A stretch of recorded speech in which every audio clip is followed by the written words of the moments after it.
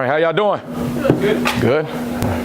Questions? There's been a lot of talk about finishing the week as well as you started it. Yeah. The midway points. What's been your evaluation of just the performance in that? Yeah, the guys have responded. We were frustrated after Michigan. We went there and they kicked our butts. But the guys came back and we put that one behind us. We're kind of in reset mode. First 3 weeks, they are what they are. We got to look ahead, look forward. The guys have had 3 good practices. Last week, our Thursday sucked. And so the guys know that we have to have great meetings tonight, and then we have to have a great Thursday. That really sets the tone. So, How did you, when you look back at the offensive call, yeah.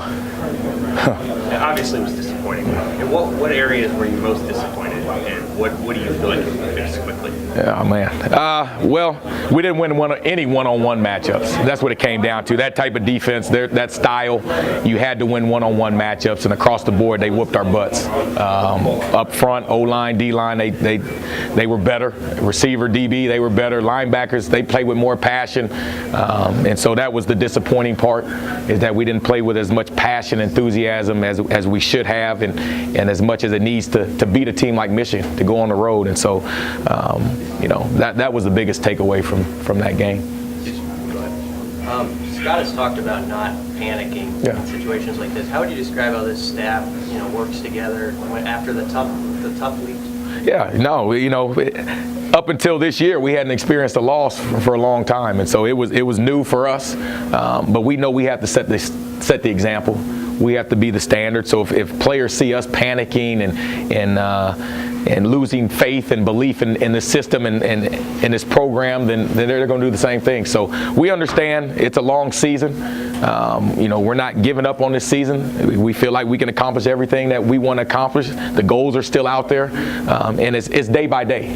We've got to take it day by day, get better as coaches, get better as players, get better as trainers each day, and then if we do that, then we got to put ourselves in a good chance to win on Saturday. Purdue's defense has gotten a lot better as the season's gone along. You're going from 40 points to 30 now to 20, and they held a really good Boston College team to 13. Mm-hmm. What have you seen out of them? Yeah, number one, they play with passion. They fly around.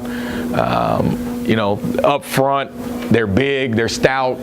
They do a lot of movement up front, so we're going to have that's going to be a challenge. Linebackers are downhill players. 55, 21 is kind of a hybrid. He plays out of the box and into the box. Very athletic. Secondary-wise, they kind of bend but don't break. They want to keep everything in front of them. Good tacklers, and so they're a solid defense. And we've got to make sure we go out there and you can't turn the ball over. You can't have penalties. And I think if we do that, then we'll have a chance to be successful. Did your backup receiver show you anything on Saturday that you liked? I thought Woodyard did a good job. He had a couple releases on their guys and ran a post route, and he was open. We just didn't have time. Tyjon, he's growing. He's learning. It was good for him to get out there against that type of competition. And so, Mike Williams, he has to be more consistent. He has to play bigger than he has, and he knows that. And he's taken it upon himself this week. And, some other guys, Cade Warner has done a great job. Brian Reimers they've done well in practice. So, we're just going to find out who that guy is, and nothing's set in stone. I told him at the beginning of the week that I know what Stanley can do. I know what JD can do. Everything else, every other position on every receiver is open, and we're grading every rep. And I'm posting it on the receiver door, and so those guys know their pluses, their minuses, their grades each day, and we're going to play according to those grades. How much more difficult is it to do what you guys want offensively when you're playing from behind?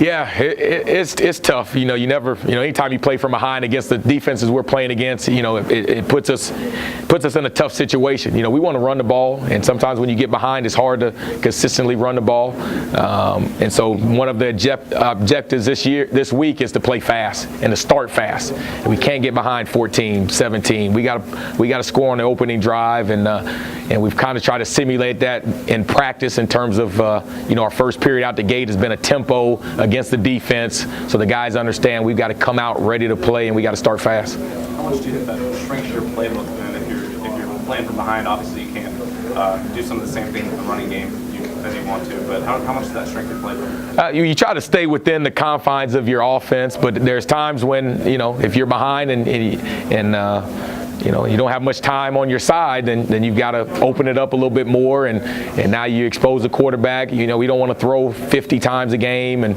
get into just a straight drop back mode. So, you know, those things happen when you get behind. So we got to make sure that we start fast, you know, get a lead, and then we're going to go back to what we do. We're going to go back to install A and B and play fast and run concepts the guys know and have mastered, and that's what's been good for us so far. Is there more opportunity for more playing time? He's done a great job. You'll see him at in different roles. He's kind of a hybrid. You know, he's worked at receiver as well as running back, and so we're going to find the right place for him.